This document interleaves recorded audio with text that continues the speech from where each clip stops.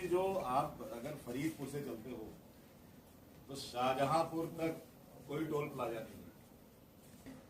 अब उन लोगों ने एक लोकल पास भी बनता है, उस पास को कहा कि हम उसी को देंगे, 20 किलोमीटर का उस दायरे का होगा, उसका आधार कार्ड होगा। अब वो जो आदमी बाहर से नौकरी करने आया है वो कैसे पाएगा?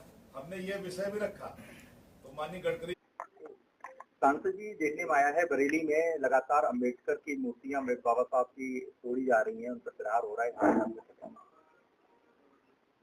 हम सब लोग परम पूज्य बाबा साहब को मानने वाले लोग हैं, उनके बनाए संविधान को मानने वाले लोग हैं। और जो हमारी लड़ाई 2024 में हुई, भाजपा के लोगों ने कहा था कि 400 सीटें दे दो, संविधान बदल देंगे। तो जो वो कह रहे थे वही वो कर रहे हैं। संविधान बदलने के लिए उनको अधिकार तो नहीं मिला, लेकिन अब बाबा साहब के प्रतिमाओं को लगने न दो, उनको तोड़ दो। ये भाजपा का सदैव चरित्र चेहरा रहा है। हम सब लोग बाबा साहब के लड़ाई लड़ेंगे, संविधान की लड़ाई लड़ते रहेंगे। और आने वाले समय में जहां पे ये घटनाएं हुई हैं, उत्तर प्रदेश में जब माननीय अखिलेश यादव जी मुख्यमंत्री बनेंगे तो वहां पे भव्य रूप से बाबा साहब की प्रतिमा लगाने का काम हम लोग करेंगे। सम्मिलित किया जा रहा है, प्रदेश में अभियान चल रहा है, तो शिक्षकों की कमी को पूरा न करके सम्मिलित किया जा रहा है। बहुत ही दुर्भाग्यपूर्ण है ये। आजादी के 77 सालों के बाद जब आज गांव का गरीब मजदूर हर व्यक्ति का बच्चा पढ़ना चाहता है और हमारे देश के अंदर राइट टू एजुकेशन एक्ट बना हुआ है, तो फिर गांव के स्कूलों को बंद करने का कोई भी निर्णय वो संविधान विरोधी है, जन विरोधी है। इसको सरकार को वापस लेना चाहिए, क्योंकि अगर एक गांव में बच्चा नहीं, स्कूल जब बंद होगा तो वहां के बच्चे कहाँ पढ़ने जाएंगे? सबके पास इतने पैसे देने के लिए मोटी फीस के पैसे तो है नहीं।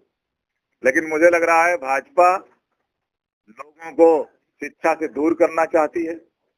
भाजपा लोग स्कूल बंद करके लोगों को शिक्षा से दूर करके उनको सवाल ना पूछने वाला बनाना चाहती है। और इसलिए मुझे लग रहा है कि भाजपा को 2027 में विदाई का समय आ रहा है और वो विदाई जनता करेगी।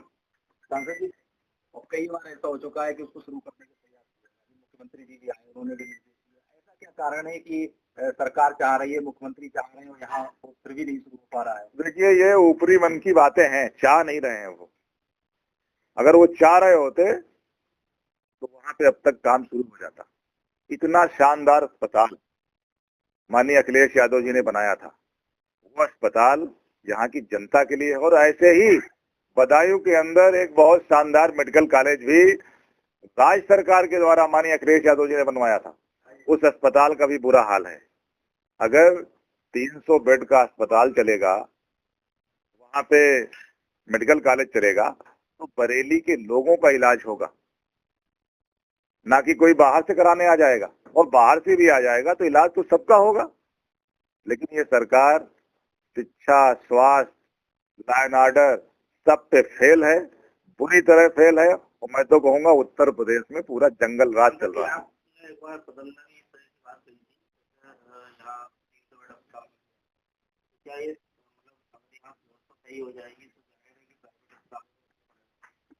आपको क्या मानना है, क्या ऐसा कुछ औसत है कि जिसकी वजह से गवर्नमेंट बॉडी अस्पताल जा रहे हैं? अब ये तो इसका जवाब तो सरकार दे, लेकिन सरकार का दायित्व है। सरकारें जनहित के लिए बनाई जाती हैं, जनता के द्वारा चुनी जाती हैं और जनता ही सरकार होती है। तो जनता को सुविधाएं मिले। और सरकारी अस्पताल में लोग इसलिए जाते हैं कि वहां कम पैसे में इलाज होगा। भरोसा है लोगों को सरकार पे होता है, क्योंकि सरकार को जनता बनाती है। लेकिन वो क्या कारण है वो नहीं बना रहे हैं, कौन सा कागज है, कहाँ से वो मिले हुए हैं, ये तो वही लोग जानते होंगे।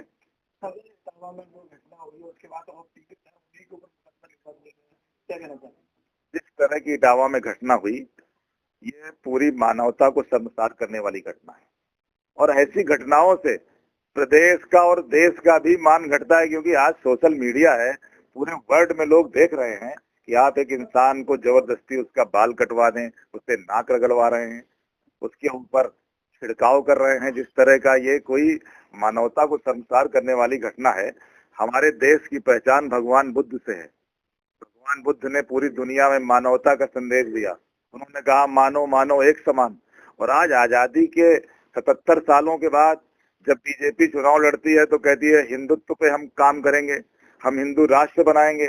तो आप बताइए ये कौन सा हिंदुत्व है जो एक आदमी को नाक रगड़ने पर मजबूर कर रहा है?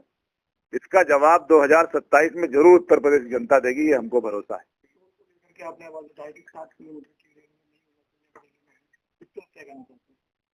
वो बात अभी चल रही है, लड़ाई हमारी जारी है। अभी तक तो केवल कोरा आश्वासन मिला है, लेकिन मुझे लग रहा है कि हम ये लड़ाई लड़के उसमें सफलता जरूर हासिल करेंगे और फरीदपुर वालों को अवैध टोल से निजात दिलाऊंगा।